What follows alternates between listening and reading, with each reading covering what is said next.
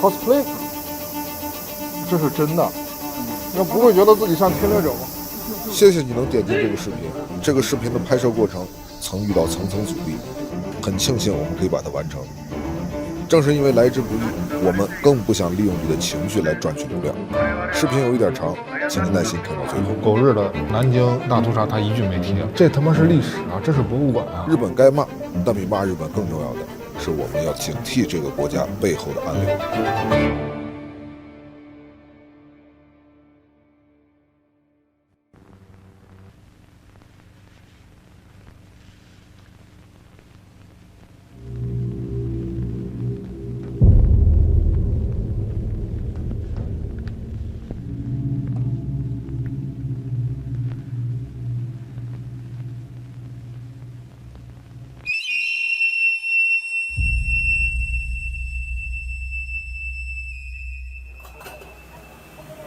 Hello， 小伙伴啊！时隔3年，咱们大保健又出发了。这一把啊，日本大保健必须硬核，所以今天啊，这第一集咱直接干到广岛。为啥来广岛？因为广岛在近代的日本历史上是一个有着不一样的意义的这么一个城市。今天啊，大保健第一集第一顿，广岛烧。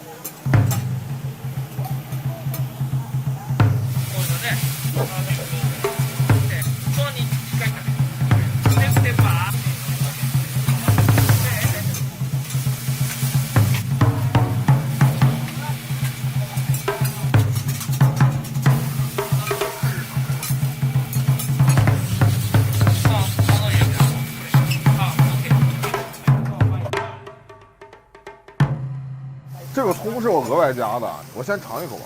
哎呦，上面是一层鸡蛋，鸡蛋下面是面，面下面是卷心菜，还有厚厚的葱。然后我再撒上这个，它这个叫广岛烧这个酱，然后还有白胡椒，还有七味粉。3年了，我很期待这一口，终于又能吃上了。所以，真心真意的，3年之后的大保健第一口，我想请你们吃。哦，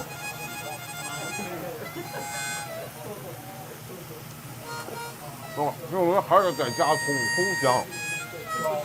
它这个广岛烧这个酱啊，它是甜的，有点像这个蚝油那个感觉，但比那个还甜。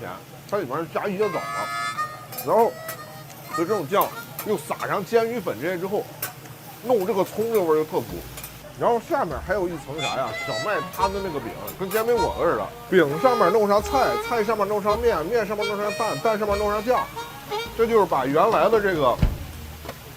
大正时期给孩子吃的这种，就像蛋烘糕一样的小零食，变成了一个战后非常重要的一个果腹的食物啊。那个时候的日本是一个相对来说比较稳定，然后又开放还民主的时候。但是后来就是因为日本它的这个民主思想啊什么的，它这个放任各种思潮的发展嘛，又加上大正天皇的身体比较弱，对这个政府的控制力比较弱，所以后来日本的军国主义和右翼开始抬头反扑，直接在大正时代之后把日本拉入了军国主义时代。再到1945年8月6号，小男孩光顾广岛之后，现在的这个广岛烧变成这样了。为啥？因为战后日本哪有钱吃得起葱啊？那会儿都是吃卷心菜，所以就变成这样了。直到现在，你上面要再加葱，都得额外再加钱，280日元和14块钱，14块钱加这么一撮葱，啊，哎呀，这一口广岛烧啊，这是多少命运和时代的变迁。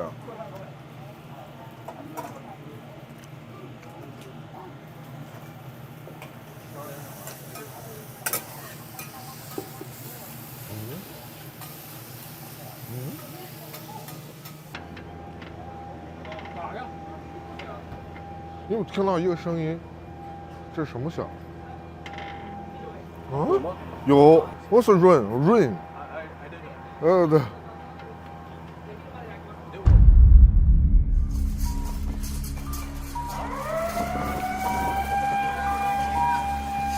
我々は原爆ボッチャの玉が眠る原爆没在慰霊碑に大きな疑問を感じて活動を展開しております。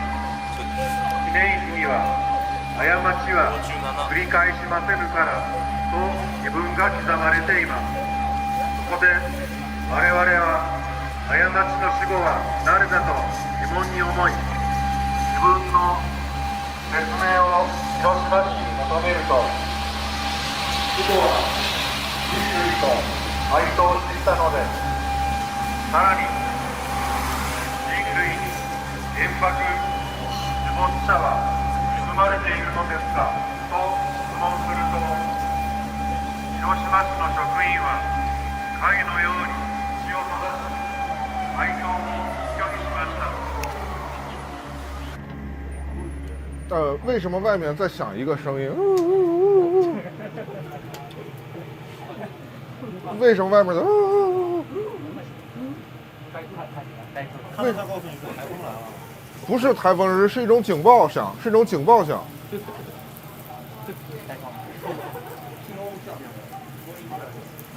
台风？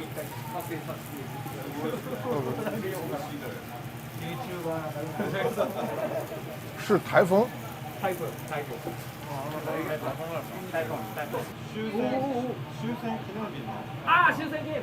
ああ、そうや。終戦記念日。そう。日本の終戦記念日。12時、そう。12時、そう、そうです。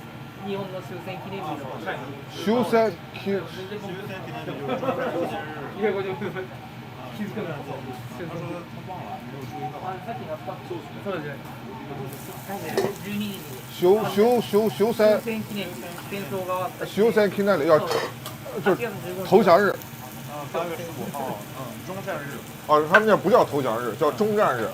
所以就是8月15号都会响着，那只有今天会响吗？前2天会，就是他们8月6号会响吗？那8月6号他们会更重视纪念什么的，会响到警报，大家会默哀什么的吗？还是说也会响警报？日本の偉いさんが夫婦が平和記念に行って集まって、まあいろいろな話したり、はい、コメントしたり、日本人が黙祷して、もう平和の世界を願うことの祭典をやる。いろんな人が開いて、外国からも。所以今天其实大家都不太 care。不是，他。あ、いや、そば5枚で。あ、いや、デラックスに、このデラックスによい、手巻いて、持って帰って。吃了饭之后，我们了解了一下，就是在日本关于2战的几个重要的时间点，其实有3个，一个是8月6号，一个是8月9号，一个是8月15号。6号和9号是广岛和长崎被原子弹爆炸的过的日子，15号是投降日，在当地叫中战日。但是到了今天，45年到现在78年过去之后，好像在广岛这边，最起码我们看到了，已经很少再有人提到中战日这一天了。这一天之前说的是这3天都要有大范围的警报啊，但是我们会看到，其实这几年会有很多城市的居民抗议，说15号这天为什么还要响警报？它很扰民，所以响警报的城市也在变少。而我们在广岛的街都会看到这样的一些小的标语，以千纸鹤为题图，上面写着日本的首相应该知道，要让全世界的人都知道8月6号和8月9号这一天，因为日本是唯一一个被核爆过的国家。6号和9号因为全人类的节日假日，然后让全世界都记住这一天。所以70多年之后，我在日本感受到的是，似乎没有人去想8月15号这天为什么会是要响警钟的节日，或者是要响警钟的日子啊？为什么他们会有这一天？为什么会发生这件事？没有人去想了。但是所有人都在考虑的是，我们被炸过。然后在日本，我买到了当日15号的3份非常重要的报纸：朝日新闻、产经新闻，还有广岛本地的中国新闻。这里面只有比较传统正统的朝日新闻会写说这一天日本在中国犯下了罪行，然后大家应该记住或者反思这一天。除这之外，比如说像这个叫中国新闻，中国新闻这里写的是需要让日本的学生在历史教育中，不仅仅是把历史教育变成一个热词或者是一个关键词，而是让大家真切地感受到日本在历史中在战争中经历了什么。好像其实意思是说要让大家知道日本被炸过，大家很惨。而且下面很有意思，还有一个说是中日友好条约45周年，增加日本和中国的民间交流，可以让中国人对日本更友善。而这一份报纸呢，产经新闻呢，则更露骨了。产经新闻在这一天讲的是一个日本的水手老兵，他们的船被美国在2战的时候炸沉了，他的很多的战友都死了。那么老人说，他只要活着，就会让更多的人知道日本在战争中失去了什么啊！这个美国人对他们的家人和周遭的亲人造成了什么样的伤害？但是他们没有去谈为什么会发生这一切，以及他们给周边的国家和人民带来了什么？没有。时间在这里流逝着75年之后，最早4、5年之后，大家一起定的投降日，或者什么叫终战日也好，当时日本的那种反思或者战败也好，在78年的时光流逝之后，你突然发现，它似乎在慢慢的被解构，在有变化。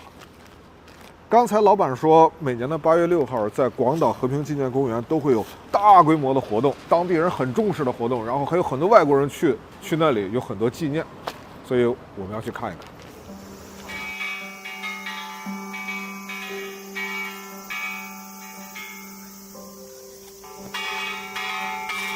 1945年的8月6日早上8点1刻，小男孩被美国的飞机从空中投下，在对面这个圆顶的建筑残骸的上空爆炸，嘣！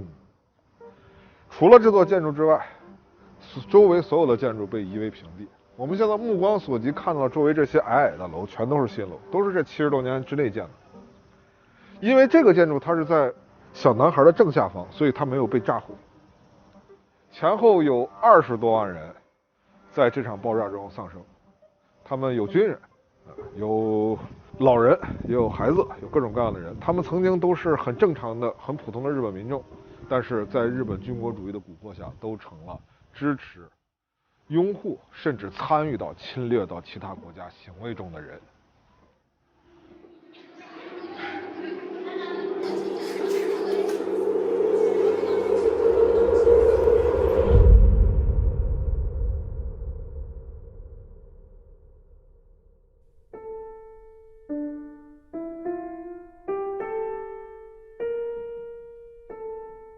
你看这个人影之石，这是当时照片的样子。这个人他在银行门口坐着，然后瞬间就变成了一股蒸汽。然后现在这个石头到现在为止，痕迹已经弱了很多，我们看的不是特别清晰了，但是还能看出一个浅浅的印子。这个广岛和平纪念公园的博物馆里面，它的所有的展品内容设置都非常的细。那么当时各种各样的物品、各种各样的衣物、各种各样的东西摆的也非常的多。还有很多的照片和这些遗物还原了当时非常惨痛的现状。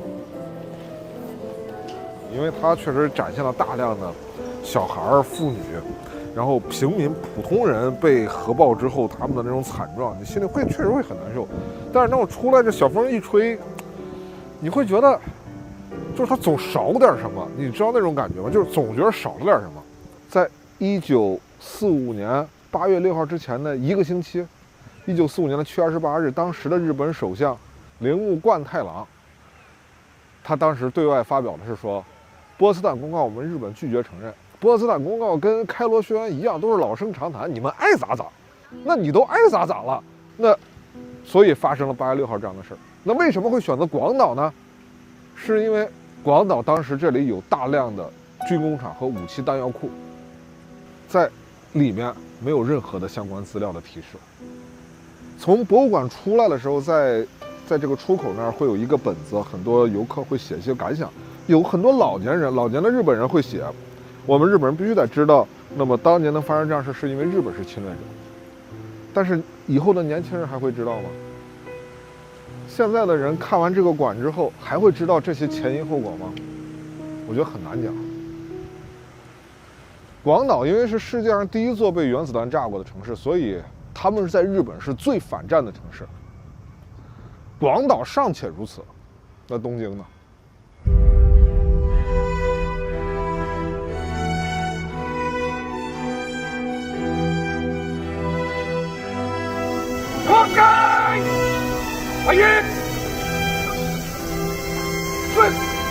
その英霊はこの安来神社に作っておいででございます。静かに皆様目を閉じて御霊にお祈りいただければ幸いでございます。お集まりいただきましてありがとうございました。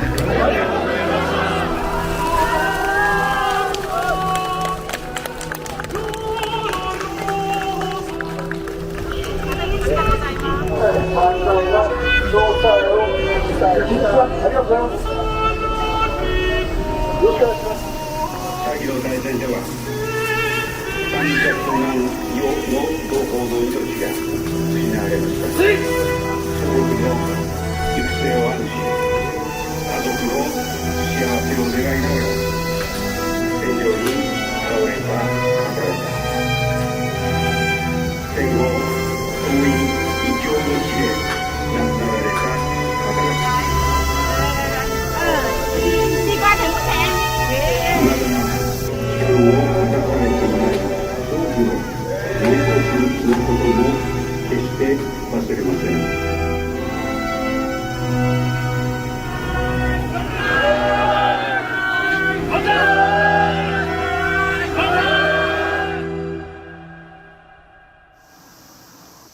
就我们现在从广岛回到东京了，其实我是真不愿意来这儿，这完全咱中国人没必要来这儿。但是，真的就是这一路下来，我们会发现这几年日本的这种右翼的这种势力的这种抬头啊，特别的明显。所以我们今天就来到这个靖国鬼社啊，它这个地方它算是日本的一个非常大的一个右翼的病灶，就在这儿。我们进去看看它到底是在干嘛，它到底什么样。那这就是那个靖国鬼社的大门了。这个劈着个叉的这个大木架子，它叫鸟居。它这地方写的就很操蛋 ：Great East Asian Wall to protect their country。啊，这个地方，尤其是第一条，就是它禁止任何以参拜为目的以外的目的进入靖国神社。等于是你如果要进这个靖国神社，就默认你是来参拜的。啊，这是一个非常操蛋的一件事情，就是典型的右翼伎俩。主道上你仔细看，所有的人，尤其是到了这个鸟居底下来参拜人，都会点一下头啊。这里面有日本人，也有一些脑子进水的说着中国话的人。觉得为了表达我们的这个态度啊，我们还是不走这个主道了，我们就从边上这个林荫道就蹭过去就得了。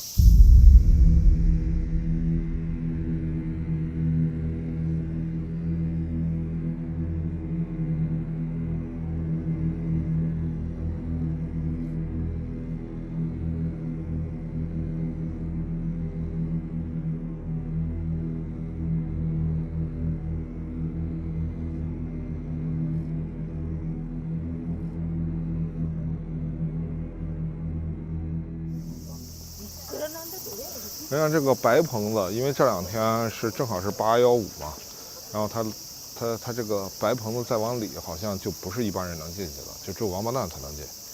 然后像在这儿的就是普通的民众啊，真他妈有去那儿祭拜的啊！你看这人还络绎不绝呢。啤酒馆里，中学生和高中生无料就是免费，对，可以免费去参观。暑期可以让学生免费去参观的这个馆。比如我们现在进来之后，它只有特别的地方不让拍摄，像刚才说到了这个免费给日本初中生和高中生开放的这个博物馆，它里面不知道说了什么鬼话的，它是不让拍摄的。然后游旧馆，我们一会儿用一种特殊的方式，我们带大家看一看。你们现在看到这个画面可能有些别扭，但是没有办法，这是我们唯一的能让你们看到这个鬼社里面的方式了。这个靖国神社里面有很多日本小学生的画作，其实我觉得这个事儿本身，真的我看到这儿，哎，你看这个你会有那种汗毛孔发麻的感觉吗？ 2年级的学生、2年级的学生、1年级的学生，他们画的有刀有飞机，这是日本的轰炸机。你看，这是3年级的学生画的日本，又是轮船，又是飞机，还有大炮的，对，而且画的是军国的旗。这件事儿远比我们说的日本如何去看待这个当年的侵华，他如何去看待自己的罪行，它远比这件事儿更严重。就是日本的右翼，它正在荼毒日本的年轻的一代，而且这个势力正在蔓延，越来越猖獗。这是2年级小学生的画呀，画的是日本的军国旗啊。那这些孩子长大之后又会是什么样的？真的有家长带着小学生来，你看，这是日本当年其实侵华的时候用过的零式战斗机，对吧？你可以收集10个印章。对哦，然后在这可以收集10个印章哦，所以它是增加小孩的趣味性的。这些印章里面，第一个编号1就是当年侵华用的零式战斗机，对不对？来看。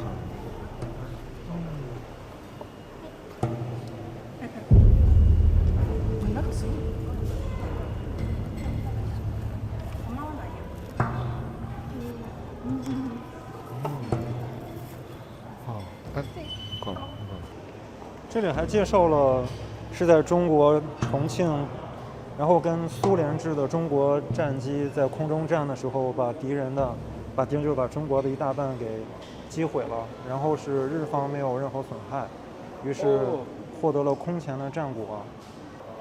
操他的，就那么写了？啊，是这样的啊，有那么几个，就等于是说一进来之后可以花100日元，就是2块钱买这么一个本本。这个本本里面有10个印章，可以在这个馆里收集。走，我们走。等于是这个游旧馆，你一上来就是正对着电梯啊，你一上来就是一个，这是侵华日军的这个士兵像，这上面写的“君子居必择乡，游必就事，荀子劝学篇”啊，来讽刺啊。就游旧馆是从这个荀子的这个《劝学篇》里来的。这里有游必就事，就是这个游旧。这应该是美国的黑门舰队的事儿，对不对？是的，他要求日本开港嘛。他没有耻辱的意思。没有耻辱的意思，所以有争议的。所以美国的黑门事件，到在日本这儿，美国带着舰队来把日本的国门砸开了。这跟咱们的鸦片战争没有差别的，但是日本的右翼会觉得这是一个日美修好的通商条约，然后也没有觉得是一个耻辱性的历史。真是好儿子呀！我操！你看这个是啥意思啊？下关条约，清朝允许朝鲜独立，辽东半岛、台湾、澎湖诸岛割让给日本，然后给日本赔偿金2亿两，约3亿1千万日元。那他写个卧薪尝胆是啥意思啊？他有3个国家对这个事情那个干涉，然后这个日本国民对那个俄罗斯的介入非常的义愤填膺，于是决定忍住所有的苦难，这个要把苦难，就被3亿两，呀他妈苦难，他妈卧薪尝胆，就跟那个还他妈用了中国的词儿，这。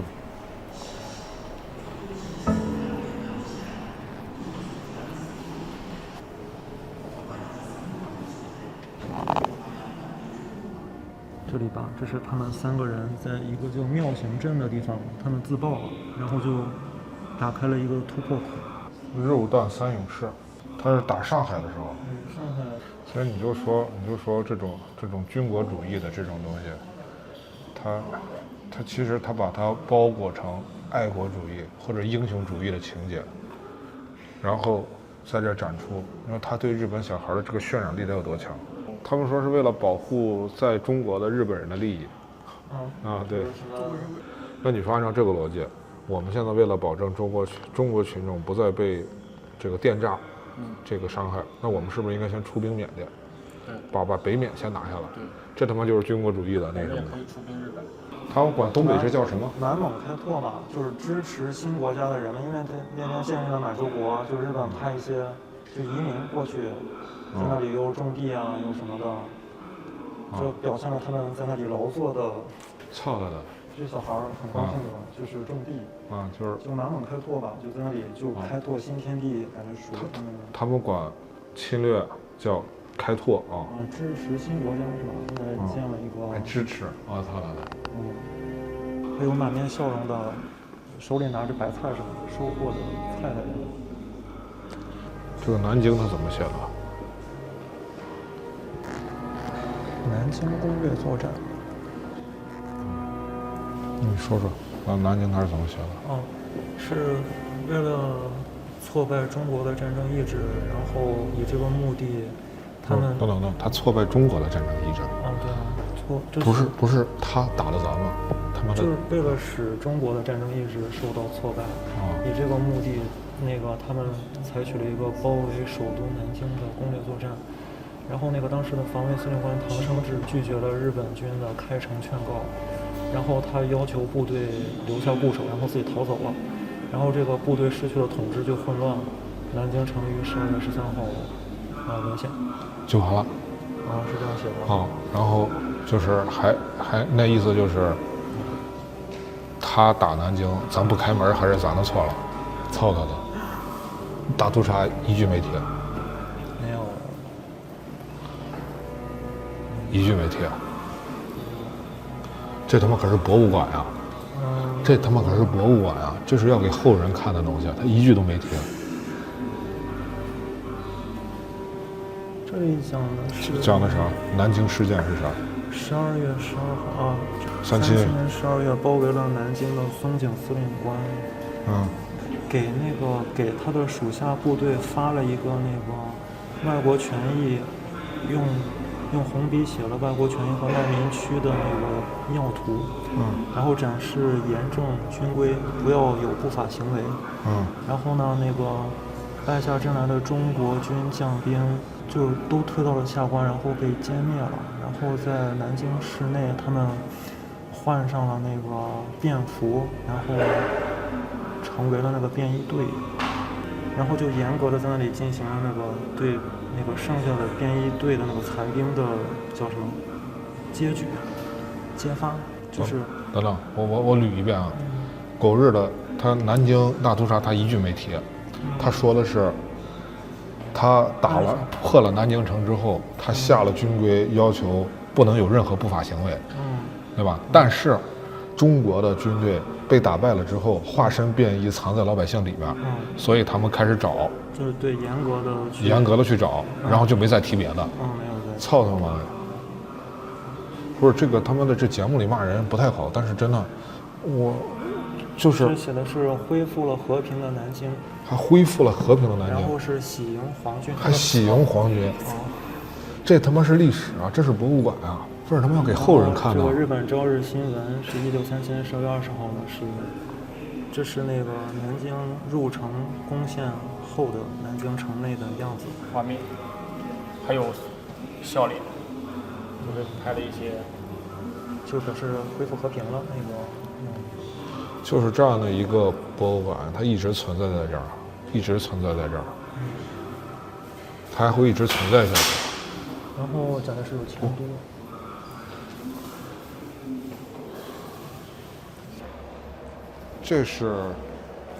这地方可以拍照，就是炫一下呗。对。所以这是他们引以为傲的东西，对吧？他们觉得自己这个机器挺牛逼，是这意思吧？对，这地方也能卡章。是的，这是第6个。这也能卡章，看到没？所以真的就是挺傻逼的。他妈的，你说你个博物馆让拍就拍，不让拍就不让拍，然后它是所有涉及到历史的，然后要来蛊惑后人的这扯犊子的这种篡改历史的表述，全都不让拍。然后但是他们觉得很牛逼的。他们要给后人炫耀的这种武器，这种的不仅让拍，还让你打卡，这其实就是想躲过国际社会对他的关注，然后继续蛊惑日本的下一代。你这就典型的右翼下作的手段嘛。你看这些孩子，他如果不去中国，或者他不关注这段历史，他可能永远都不知道，在南京，他们的祖先杀了中国30万人，杀了30万无辜的老百姓。他们可能只是觉得这些东西很酷很好玩，他们不会有其他任何的愧疚或者任何的反思，什么都不会有。历史就在这样的博物馆和这样的遮遮掩掩的这种描述里面，一点一点被湮灭和篡改了。哎，看这儿又他妈让拍了，哎，鼓励你拍，哎，他妈的，这又开始了。日本陆军代表性的战车于1944年从满洲进到了塞班，然后作为太平洋的防波堤迎击美军的猛攻，然后于7月7日遇碎。当年是在塞班被打碎了，是吧？然后后来幸存者们又把它给捞出来。所以他们在表描述的时候，还是觉得美国还挺厉害的，是不是？侵略中国的时候也用这个车了？是的，他说啊，他是在那个道路状况不好的中国，主要是用的。然后后来，所以你看，他是从满洲带到塞班去。对，他既表达了对美国的崇拜，狗日的还讽刺到我们道路情况不好。但这还是说回来，就是咱们那会儿确实是落后就要挨打呀。当年我们需要拿1条甚至几条人命去炸他的这个车，然后他在历史的回顾中，他们充分表达了他们还是没有干过美国的 M4的车。所以我觉得从这些文字的字里行间能感受出日本人的这种欺软怕硬，然后这种慕强的这种心态，也是一个盖章。就是这个东西，可能在日本的孩子眼里，它就是一个好看的戳，但是当年在中国的战场上，那是我们很多勇士的命啊。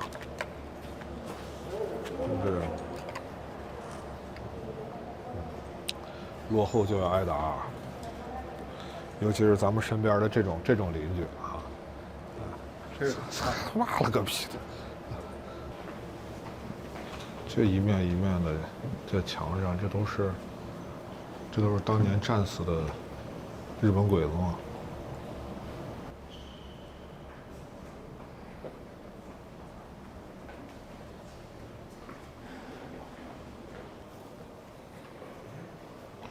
这写的啥？靖国的啥？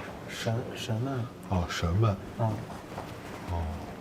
他用的是heroes， 他这用的 heroes。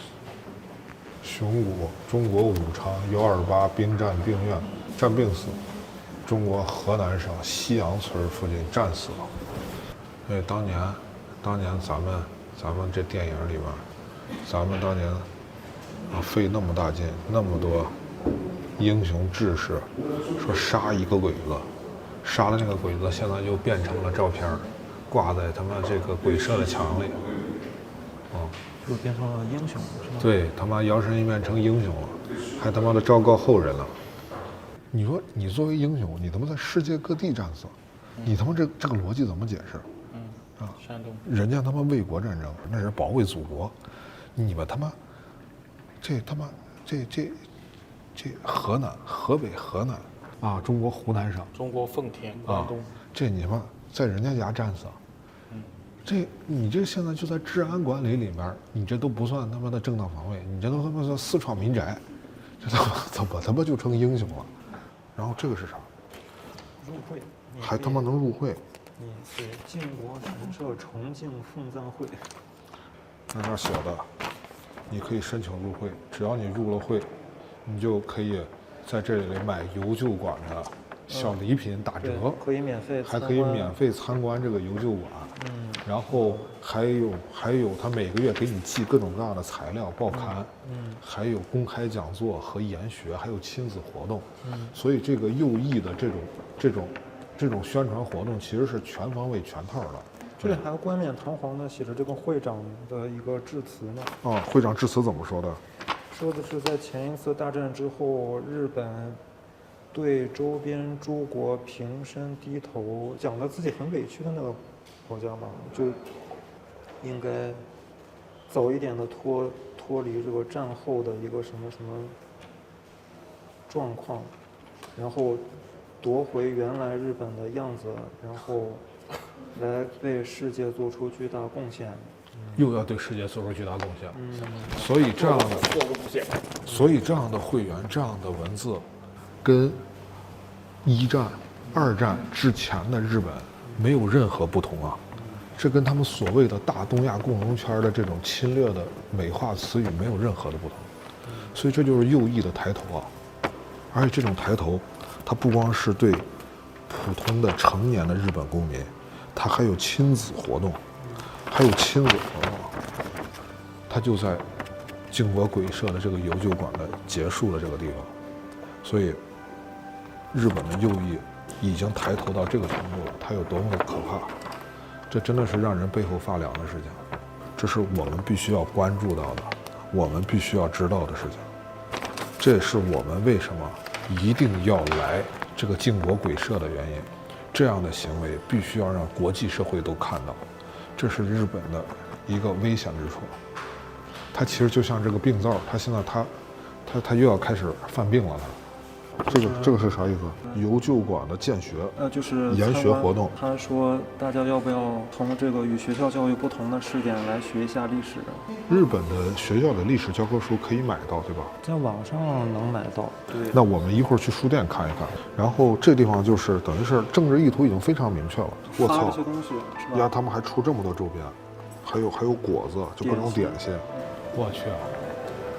有这么多周边吗？靖国刀。这种军国的旗子，大日本帝国陆军，就这样的帽子，就这堂而皇之的在这卖着。关于所谓 A 级战犯的核四以及靖国问题，中国对于靖国参拜批判的就是自相矛盾，他批判了中国的反对是自相矛盾的。所以这些都是很右翼的书，所以这都是美化当年侵略行为的书籍。这边有军歌啊。这就是文部省检定的不合格的教科书，就是文部省检定不能进入学校的教科书，然后在这儿成为了一个卖点和标榜，然后在这儿再进行销售，然后里面就全是很右的。他说这里有一个亲日的地方政权，然后当时的一个中国部队搞了一个反乱，然后把无辜的日本居民用残忍的方法杀害了。然后通州事件是一个2年前就被计划的事件，它的目的就是让日本人生气，然后把他们拖入战争。所以但是虽然日本受到了这样的打击，但是日本没有效的把自己受到的损害向全世界诉诸全世界，还他妈没诉诸全世界，这是他妈右翼的说，冤了是吧？就是说自己冤呗。这本书里写了中国是怎么进行了民族弹压和中国的全体就是等于是在社会学的教科书里面，然后再暗示中国对日本的欺负。国际社会是弱肉强食，172页。这是新公民社会教科书，树立他们世界观的一本教科书。上来就告诉大家，国际社会就是弱肉强食。这个周边简直了，陆上自卫队。单量是吗？所以白鸽的心愿。最讽刺的就是这个靖国鬼社卖的这个周边，这个饼干叫白鸽的心愿，以示自己希望和平，然后告诉大家这个国际社会就是弱肉强食的社会，好话坏话都他妈让丫说了。走吧。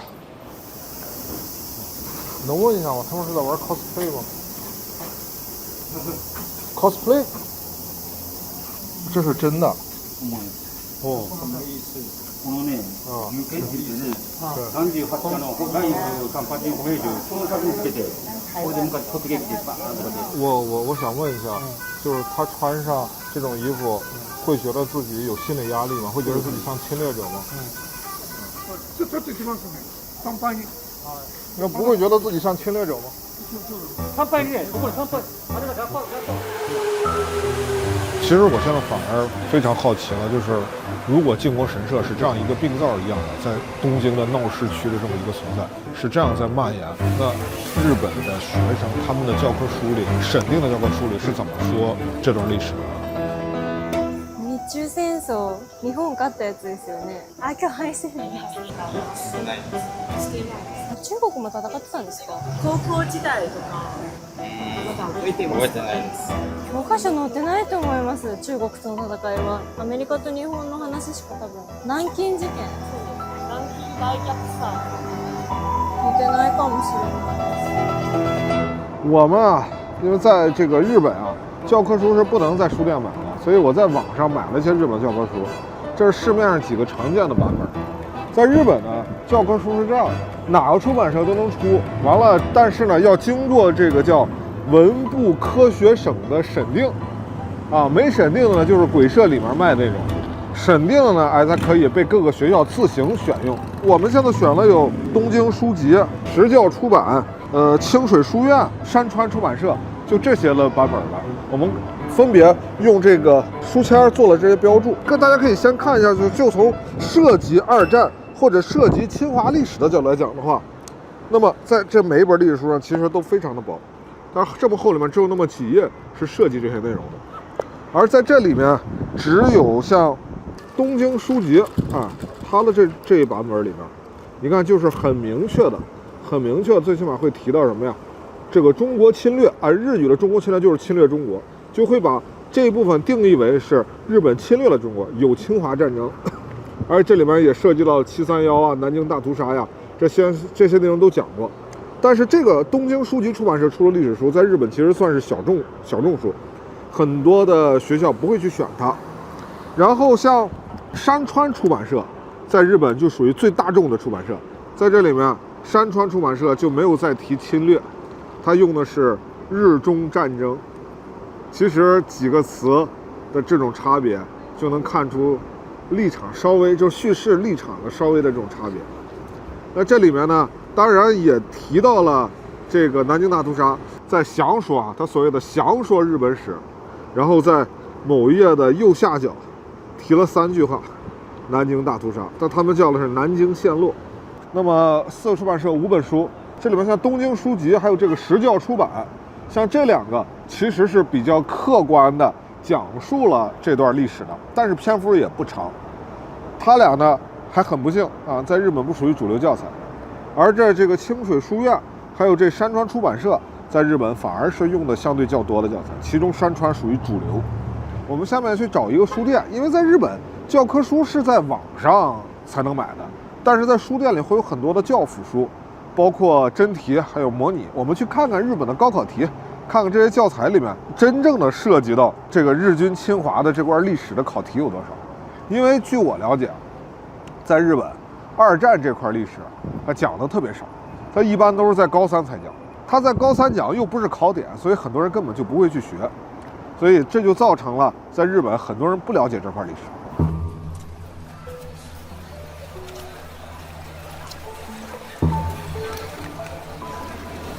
我们现在来到了位于新宿的叫记忆国务书店，这是一个特别大的书店，7层，然后这已经全都是教科书。让我们看一下它这个教科书里面的题，还有它的这个历届高考题都是什么样的。他讲到这个地方的时候，他用的词是日本的中国侵略，就是说日本侵略中国，他用到了侵略这个词的。这个地方是全养义被刺杀，被军方刺杀，指当时的首相被军方刺杀的新闻，这个是一个很重要的点。全养义被刺杀之后，军方就夺取了政权，这个军国主义嘛。对，就变成了军国主义。现在书店里的这个参考书，就是教科书配套的这个书里面，历史书在中学、初中这阶段只有一个出版社。说到历史的时候提到了侵略这个词，其他的2个出版社都没有提，都是叫日中战争，它叫日中战争，是这样。是有进军南京。进军南京，他咋写的？日本军把中国军不法杀害，然后对女性和包括女性和孩子一部分民众进行掠夺和伤害。然后但是牺牲者人数无法正确计算出来，它就是日本否定30万。新祥日本史叫汤岛书店，就但凡得写一个经过什么什么认定哦，这还不算经过教育部认定，就是山川教材在日本属于比较普及的啊。然后呢，这个有个说法就是说高考看山川啊。他提到了一个概念，咱们是伪满，缺一个满洲国。它这是一个问题，就是说，1945年之后，日本关东军向中国前进，当时国民党政府日本人想把这5个省切出来，想要去支配这5个省的这个政策叫什么？叫华北分离工作，也没有提侵略。日本、满洲国和然后中国3个国家提起来的，要制造一个政治经济的团结或者共同繁荣的这样一个体制。我们发展了这样一个体制，这个体制叫什么？东亚新秩序。东亚新秩序，大中亚公园全是那套的，这高考就这就没了。这是1颗星，2颗星啥意思？就重要程度。有中日2国发生了武力冲突，一个叫做无头事件。哦，这2颗星。以日本为盟主的共存共荣的秩序。叫他妈大东亚公园圈，2颗星。这就是日本的高考的重要题，它这上面写的啥？要啥？反复学习，然后呢，重要用语要记住。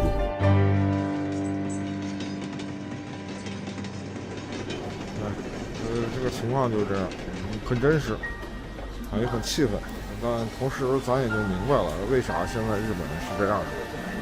从日本政府的这种在教育上的不作为，还有在引导社会对这个历史事件认知上的这种缺位，这就造成了日本现在这样的一个情况。那也就不奇怪为什么会有右翼逐渐在抬头。相比之下，看一下靖国鬼社里的那些东西，靖国鬼社那些亲子学那些行为，我们真的不寒而栗。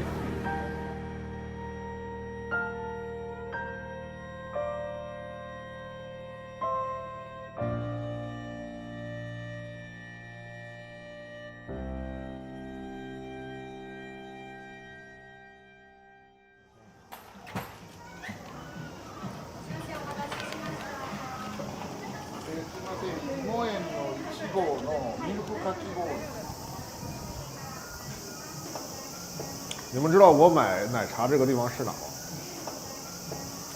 不是，说实话，我觉得正常人可能都不信。这当年这个地方就是朝鸭监狱的原址。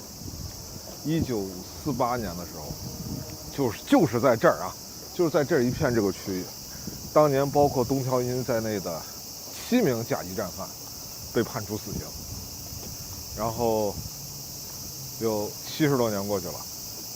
这里监狱被废弃了，然后后来就盖上了新的楼，然后这里是 Sunshine City， 然后这是一个小公园，然后旁边有奥特曼，有奶茶，似乎没有人再记得这里曾经有过什么。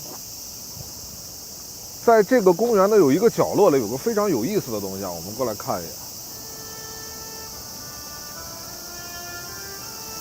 这是个啥碑啊？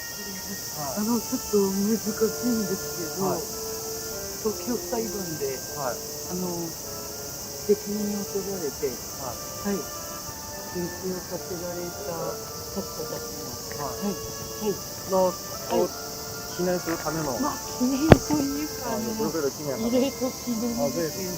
全般的に、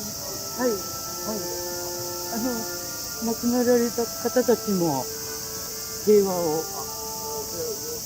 願って、おられたと思うので、ご理解をどうも、失礼します。对，都是为了和平嘛。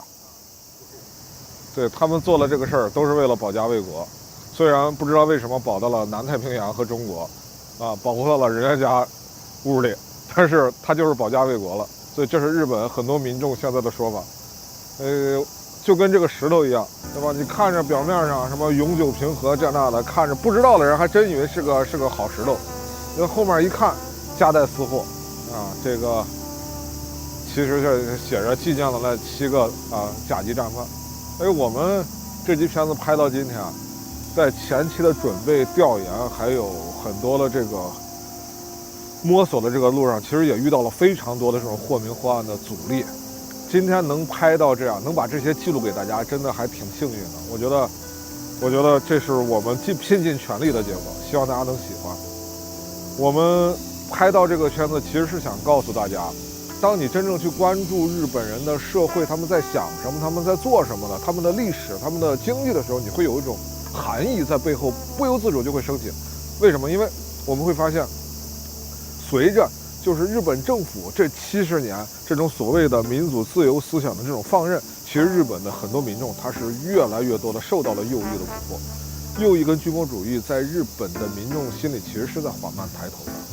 日本真的是一个欺软怕硬、慕强的一个民族，哇！早2年唐朝那会儿，他慕强中国，4、5年以后，这美国军战之后，哎，他开始慕强美国。你像你要去问日本人，你们二战做了啥不好的事儿，他们第一反应就是我们当年不该炸珍珠港。再往下说不知道了。所以咱们得把自己的国家建得越来越强，这些蝇营狗苟他都能有正确的认知。今儿节目就到这儿了。